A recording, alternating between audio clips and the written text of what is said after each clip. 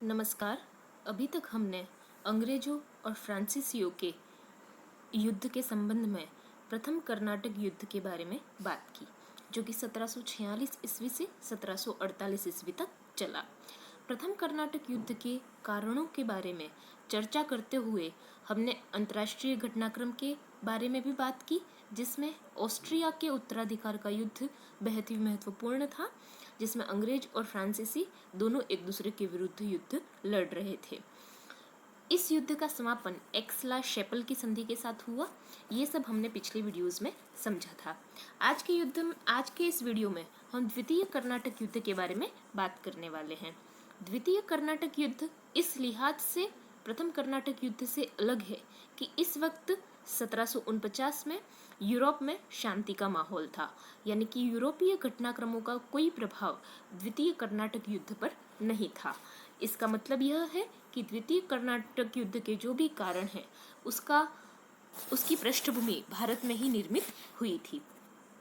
इसके कारणों की अगर हम चर्चा करते हैं तो सबसे पहला कारण तो है अंग्रेजों और फ्रांसीसियों दोनों के द्वारा भारत में अपना राजनीतिक प्रभाव बढ़ाने की कोशिश करना, और इसके साथ ही उन्हें इस हेतु अवसर उपलब्ध होता है तंजौर, कर्नाटक और हैदराबाद में उत्तराधिकार संघर्ष की शुरुआत के साथ। आइए इसे समझते हैं यह किस तरीके से होता है। सबसे पहले हम बात करते हैं तंजौर के बारे में। यह मैप हमने पिछले वीडियो में भी देखा था।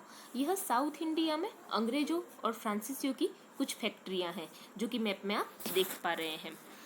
थर्ड नंबर की जो फैक्ट्री है जिस पर ब्रिटिश ईस्ट इंडिया कंपनी का अधिकार दिखाई दे रहा है, उसका नाम है देवीकोटाई।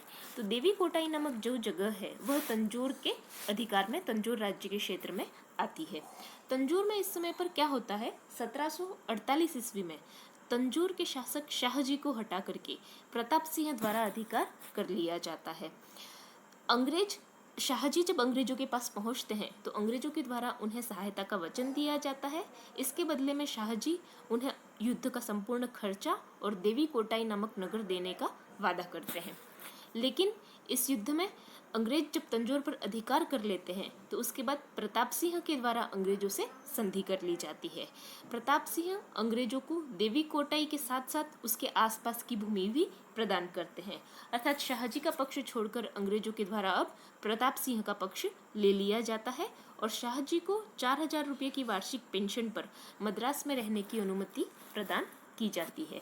तो यहाँ पर हम देख रहे हैं कि किस तरीके से देवीकोटाई नामक जो नगर है उस पर भी अंग्रेजों का अधिकार जो है वो स्थापित हो जाता है। ये देवीकोटाई नामक नगर को आप देख पा रहे हैं यहाँ पे।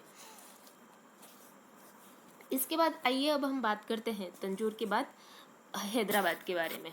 तंजौर के बाद जब हम हैदराबाद के बारे में बात कर रहे हैं तो हैदराबाद में इस समय पे 1 जून 1748 ईस्वी को निज़ाम आसफ जहाँ की मृत्यु हो जाती है।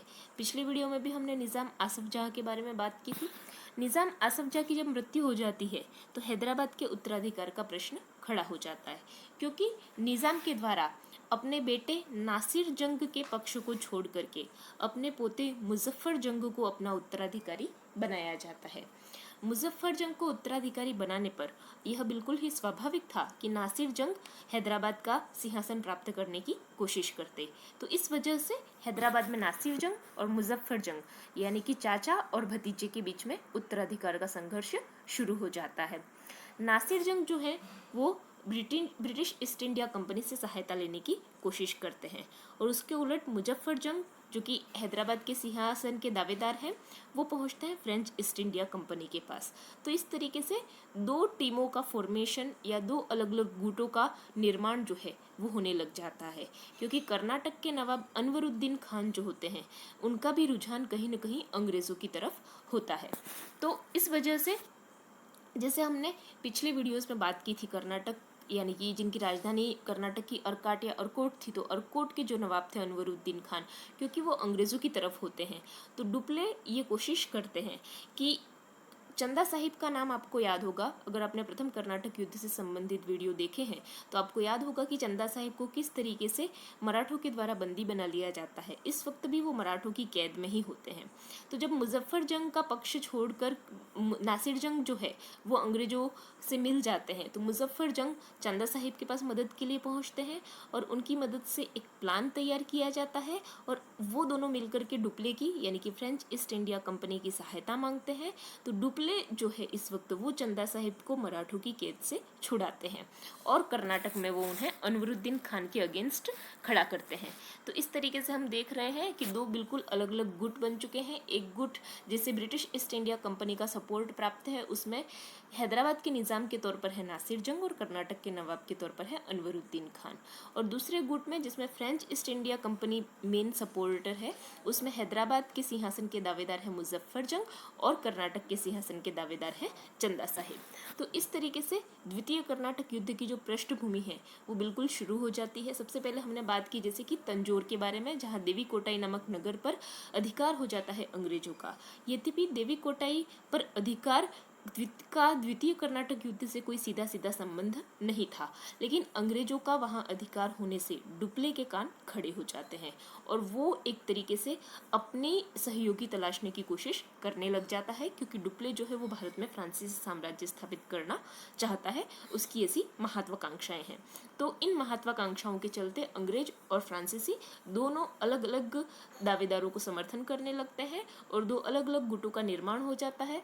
इसके बाद द्वितीय कर्नाटक युद्ध में घटनाक्रम किस तरफ मोड़ लेता है, किस तरीके से दोनों के बीच झड़पें होती हैं और क्या घटनाएं अंजाम लेती हैं, उसके बारे में हम अगले वीडियो में चर्चा करेंगे। धन्यवाद।